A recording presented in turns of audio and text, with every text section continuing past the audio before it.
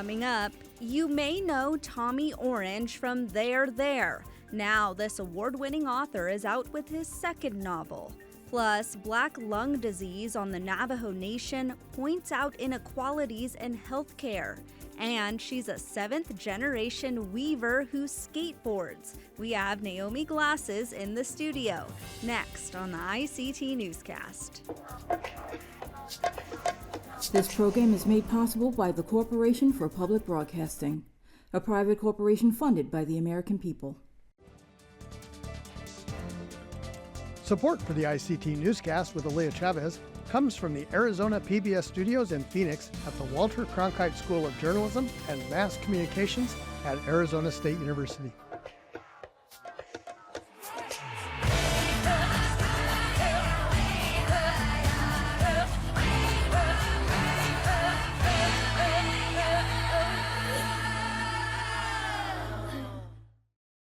Amidawa Hopa, thank you for joining us. I am Aaliyah Chavez.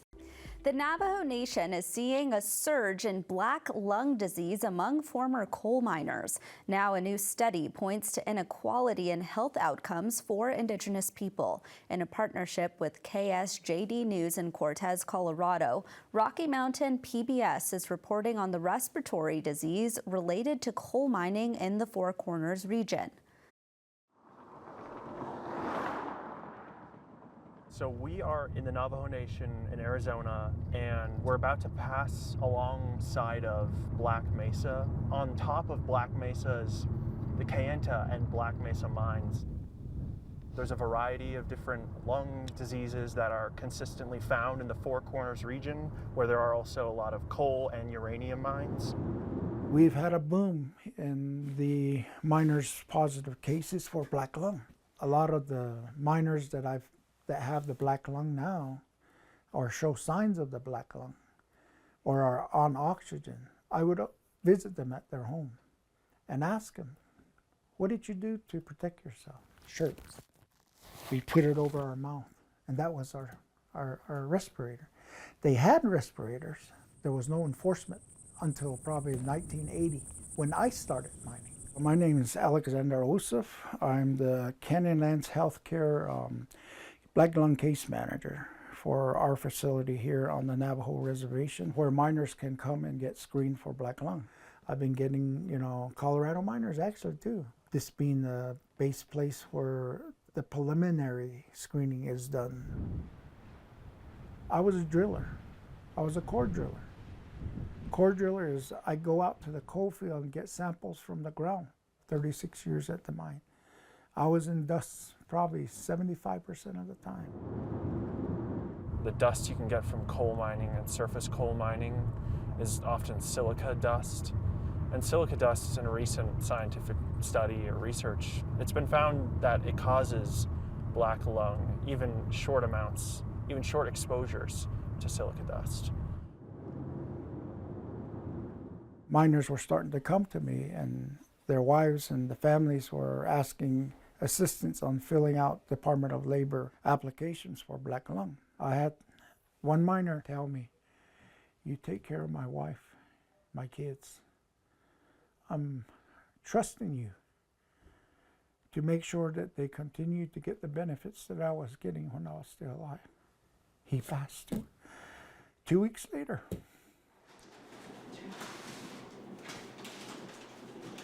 I think the education is really needed in the area on the Navajo Nation. They don't really realize what black lung is, especially with the term of pneumoconiosis. They don't know what that is. So what I do is I try to translate that into Navajo and to fully explain to them the severity of what black lung is. Our office covers all of Arizona. We are planning on expanding to Colorado and Utah. Miners can get pulmonary fibrosis, fibrosis of the lung, silicosis, and pneumoconiosis. So both coal and uranium miners can get pneumoconiosis. If people are working near coal mines, they call it black lung. There's a black mountain back here. And you actually can see the coal seams in the edge of the mountain here. A coal mine nearby locally was Peabody Coal Western. two mines, Black Mesa and Kayenta Mine. Black Mesa stopping in 2005, where I first started working, and then transferred over into Kayenta Mine till recently 2019, where it closed. The question was asked, do you think there was failure in the safety of the mine? Yes. Not only on behalf of the company, but on behalf of the miner himself. Many of the miners are stubborn. They don't want to know about it, and it's a taboo for them to even talk about it. They say that if you talk about it, you'll get it. But I tell them, just get screened. Everyone needs to know about this. Everybody needs to know about the severity and this disease that is irreversible. And a lot of them at an older age, they finally realize that they're slower, they can't breathe, they get dizzy, they have all the symptoms of black lung, and they don't even think that there's nothing wrong.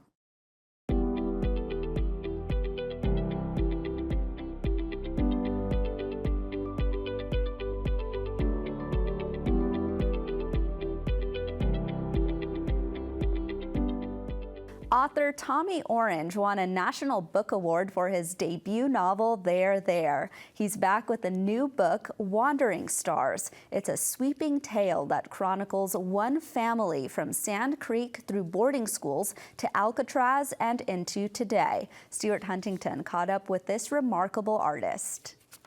Tommy Orange, welcome to our show. I've heard it said that truth and reconciliation starts with truth. Seems like you're going for some deep truths. Yeah. I think we live in a world with a lot of noise, information.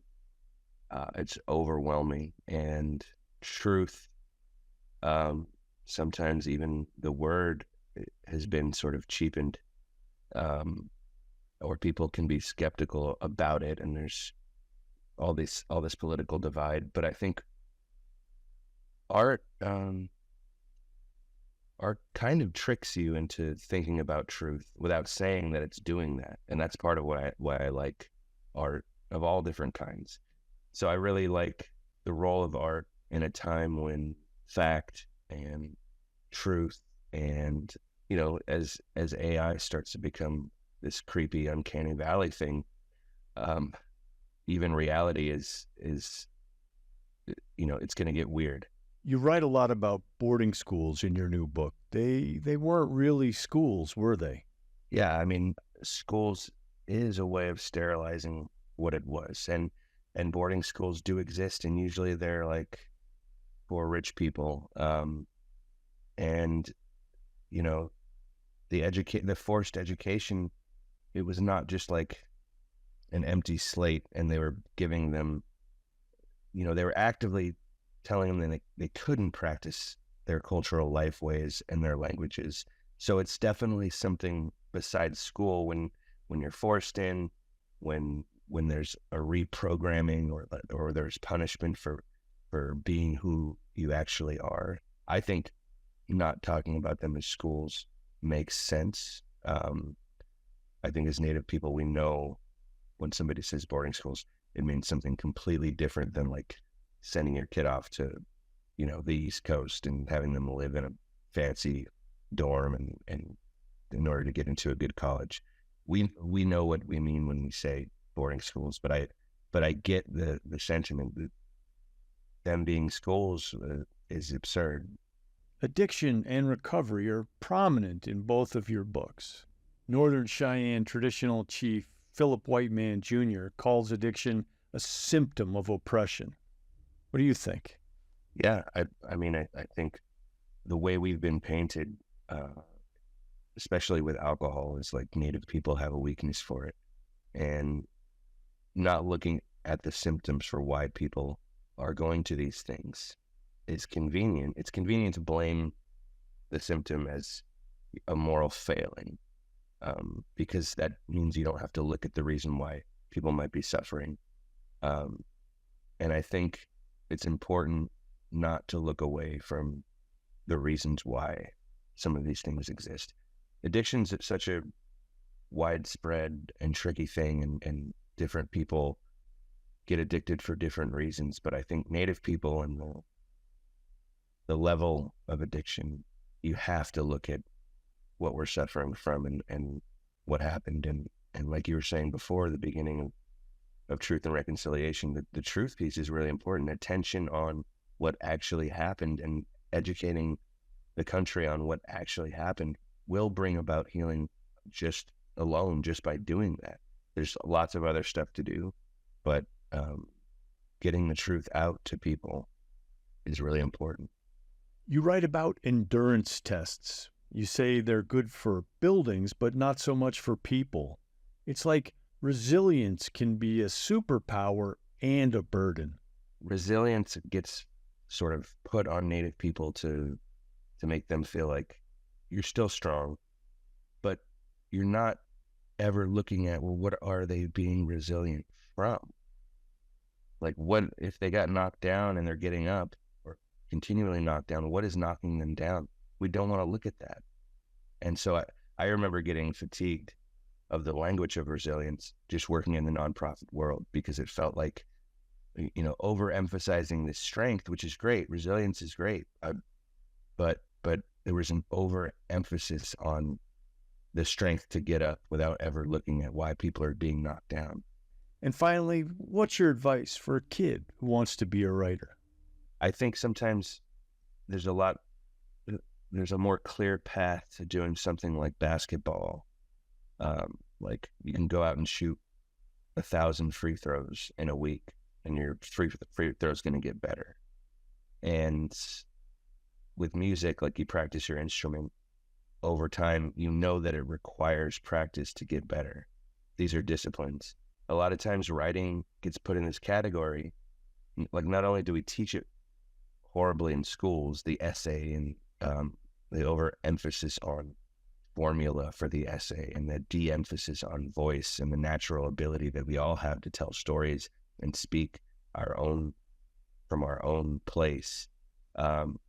I think it also gets put in this dichotomy of either inspired or you have writer's block. People are always asking about writer's block. Or you have a story to tell or you don't. And it's, if you could think of it like a discipline and find ways to keep working, figure out what the 1,000 free throws are in a week in writing. You can, if you love somebody's book, you can write out their sentences as practice. You can experiment with, there's lots of writing exercises available online, more than there's ever been before. So you can use writing exercises to practice. And so I was an athlete and a musician before I was a writer. So I understood this discipline piece. And when I went at writing in 2005 and practiced for the next 9 years before I got into the MFA, I was doing that all on my own and just practicing as much as I could, reading as much as I could. Reading's a really important part of becoming a writer.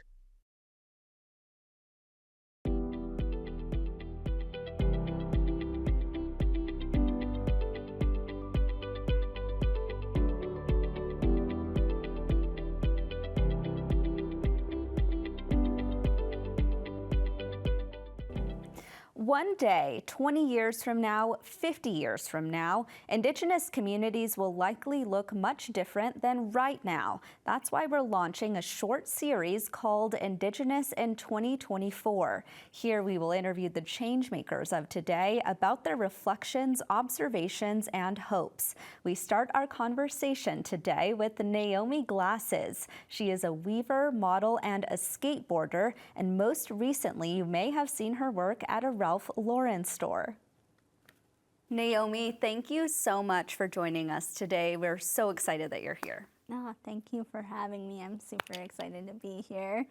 I want to jump right in and talk about your skills as a weaver. And I understand that this is something that has been in your family for a very long time. So tell us a little bit about your craft. Yeah, weaving has been in our family for 7 generations, and I learned from my late paternal grandmother and my brother Tyler Glasses, and my brother, he got a head start on it, so I thought, oh, TJ's, we call him TJ, I was like, TJ's doing it and it looks so cool, and I was like, I want to be able to do that soon. So like I started helping, and then slowly I was weaving.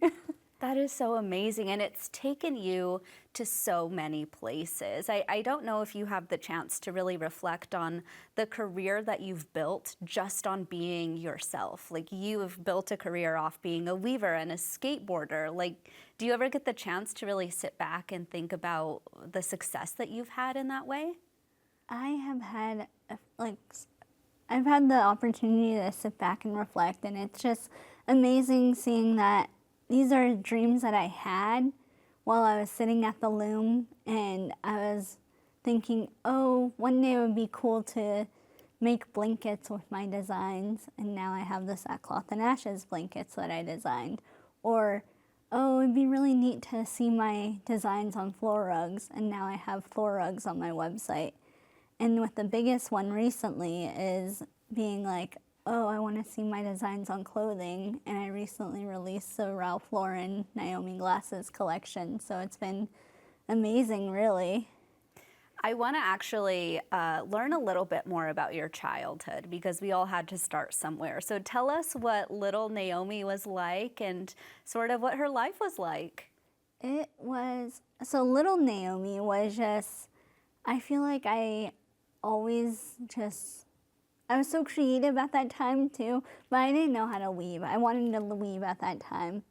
And then at that same time, I was facing bullies at school because I was born with a bilateral cleft lip and palate.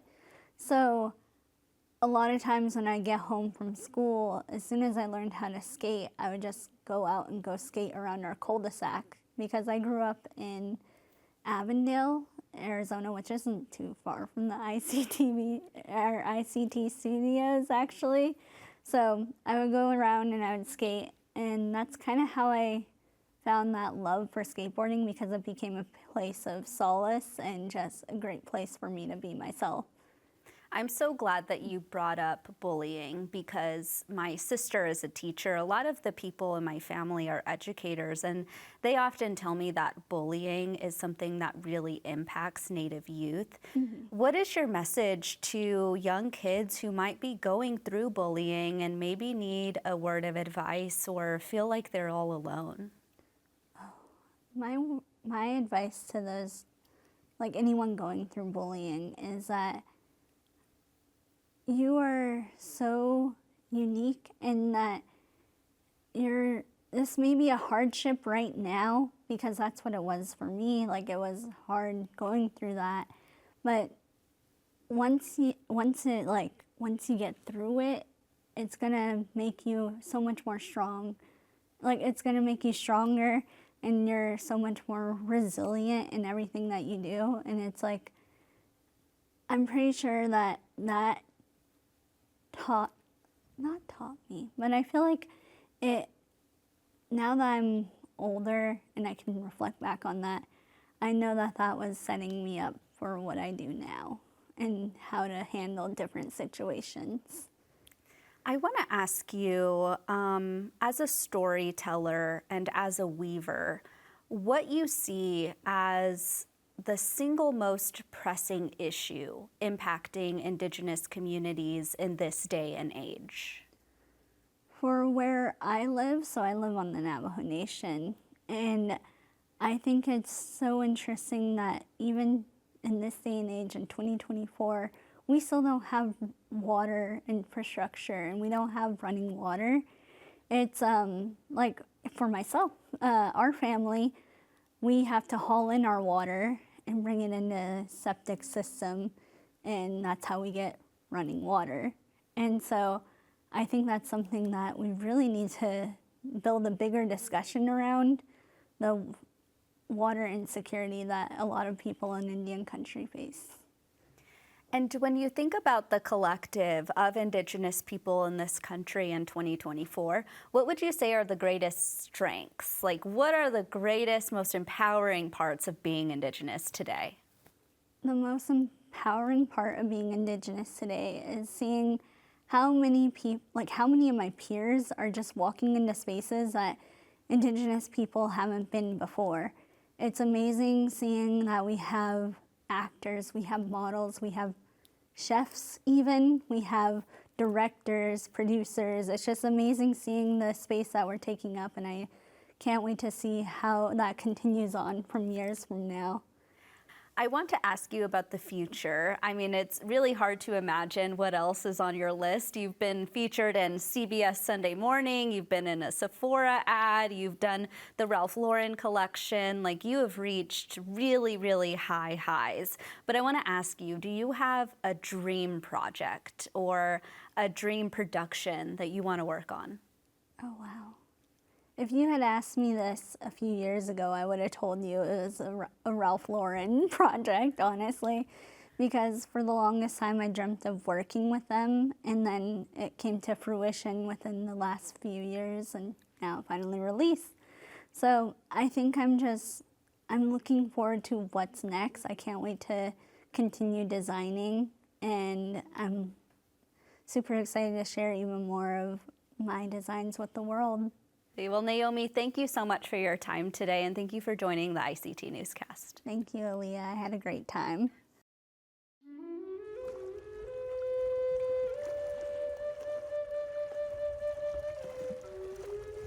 Ganabachwi Menogishiga Noongam. Perhaps today will be a good day. Ganabachwi Menogishiga Noongam. The word Ganabach is talking about maybe or perhaps. We is a future tense. Minnow talking about something good, and Gijigad means day, and then our word Noongam is today. Putting it all together, Ganabachwi Menogishiga Noongam. Perhaps today will be a good day. The annual Miss Indian Arizona pageant may be a few months away, but it's never too early to learn about the competition. ICT's Ashley Sinclair interviewed 2 former winners and the executive director of Miss Indian Arizona about the competition and what to expect. The Miss Indian Arizona pageant began in 1961.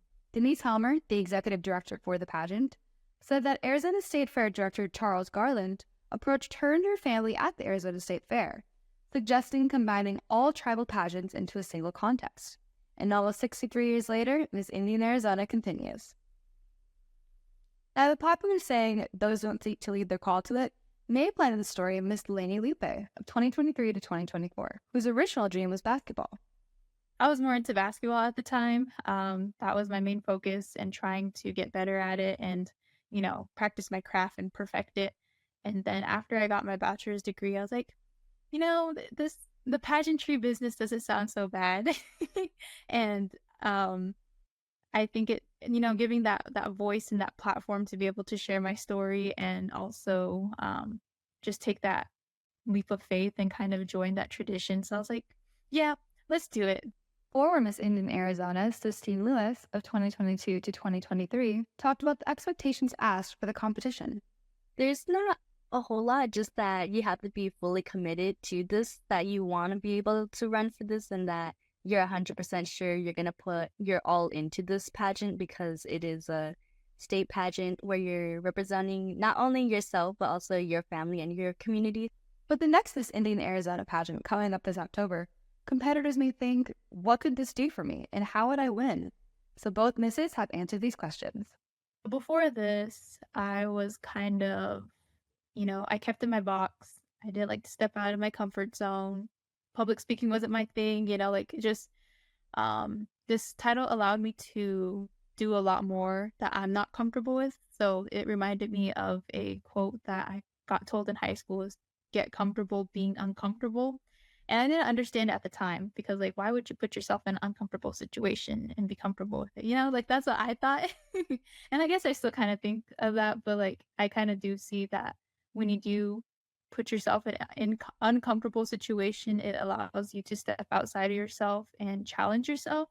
So it's definitely helped me grow as a public speaker, as a communicator with other people, and as well as the challenges that come with it, of the self-doubt that comes with it, thinking that you're not doing enough, or the question, basically the self-doubt of it, and facing those things head on and trying to pep yourself up and be like, you are doing enough. It's what you're doing is enough. What you are going through is going to help you shape you into a better person. So it's definitely helped me, and I feel like Through it, I've become a stronger person, both as Miss Indian Arizona, but also as just myself. And these are qualities and traits that I'm gonna, take with me into the next chapter of my life, even when I relinquish the crown.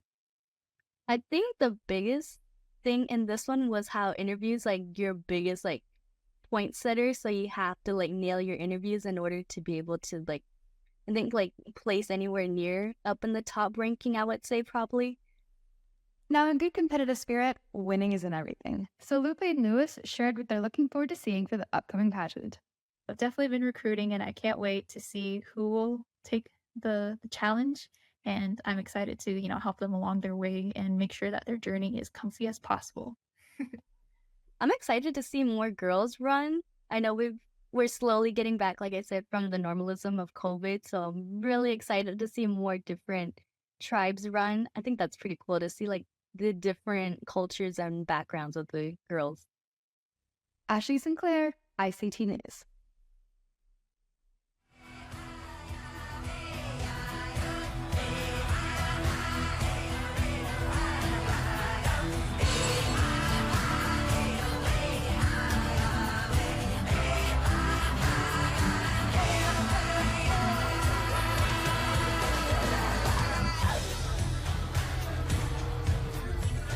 This program is made possible by the Corporation for Public Broadcasting, a private corporation funded by the American people.